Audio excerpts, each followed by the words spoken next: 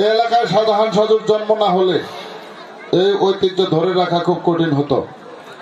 শাহজাহান সাজুর কারণে এই এলাকায় আওয়ামী লীগেরা কোনো উন্নয়ন করে নাই কি জন্য?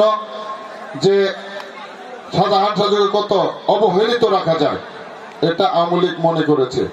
আজকে আওয়ামী লীগের পতন হয়েছে, বিএনপি কিন্তু ক্ষমতায় যায় নাই, যাবে এটা সকলেই জানে। এখন কোন কাজ হলেই সেটা সেই কোন খারাপ কাজ হলে ভাবে যে বিএনপিরা করেছে, আসলে তা না। সেটা আওয়ামী লীগের দোসররা এই কাজগুলা তারা প্রতিনিয়ত তাদের লোক দিয়ে করে, বিএনপির উপর দায় বর্তায়। আমরা যারা বিএনপি করি আমরা আমাদের সচেতন থাকতে হবে এবং তাদের থেকে আমাদের সতর্ক থাকতে হবে। এই জন্যই তাদেরকে যেন আমরা এই সুযোগটা না দেই। বিএনপি হলো একটি গণমুখী দল, একটি নির্বাচনমুখী দল। বিগত 17 বছর যাবৎ আপনারা কেউ ভোট দিতে পারেন নাই। কেন্দ্রে গেলে দেখা যায় মরা মানুষের ভোট এই দেশে হয়েছে, এটা আপনারা দেখেছেন।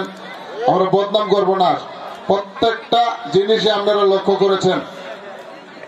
কেউ বিএনপির লোক কোথাও দাঁড়িয়ে কথাও বলতে পারে নাই এবং ভোট তো দিতে পারেনি নাই এবং যার যার মত প্রকাশ করতে পারে নাই। আগের দিনে দেখতাম মানুষ মিথ্যা বলতে ভয় পাইতো, আর এখন মানুষ আওয়ামী লীগের আমলে সত্য বলতে ভয় পাইতো। কারণ সত্য কথা বললে কখন তার বিপদটা হয়ে যায়, এই জন্য সত্য কথা বলতে ভয় পাইতো।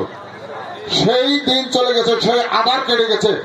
সেই আধার কাটানোর জন্য 17 বছর যুদ্ধ করেছে আমাদের বাংলাদেশ জাতীয়তাবাদী দল বিএনপি এবং বিভিন্ন দলের নেতাকর্মীরা এই আওয়ামী দুঃশাসনকে প্রতিহত করার জন্য, এই গণতন্ত্রকে রক্ষার জন্য বিভিন্নভাবে যুদ্ধ করেছে। সেই যুদ্ধ 2024 সালে 5ই আগস্ট বাংলাদেশ ছাত্র জনতা এবং বিএনপি বিভিন্ন দল সম্মিলিতভাবে আন্দোলন করে এই আওয়ামী সরকার বা শেখ হাসিনা যে দুষ্কৃতকারী সরকার, যে সরকার জগদ্দল পাথরের মতো বাংলাদেশের প্রত্যেকটা মানুষকে গলা টিপে হত্যা করার মতো একটা পরিবেশ তৈরি করেছিল। কারো কোনো মত প্রকাশ করতে পারতো না, সত্য কথা বলতে পারতো না।